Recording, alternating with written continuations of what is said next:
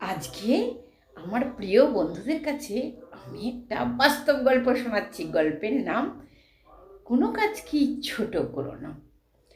আজই ঘটেছিল আমার সঙ্গে।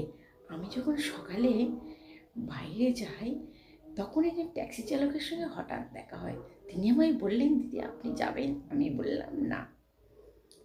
তিনি আমাকে বললেন, দিদি একটা প্রশ্ন করি? আমি বললাম বলুন।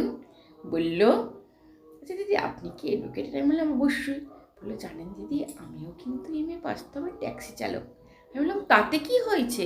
বললো, জানেন দিদি সকলে বলে পড়াশোনা শিখে নাকি ট্যাক্সি চালাচ্ছে, এই নাকি পড়াশোনার নমুনা।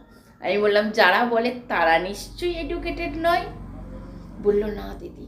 আমি বললাম জানো এই সমাজে অনেক এডুকেটেড আছে, শিক্ষিত আছে, বুড়ি বুড়ি, যারা ট্রেনে হকারি করে, রাস্তায় মুড়ি বেচে, চপ বেচে, ফুচকাওয়ালা।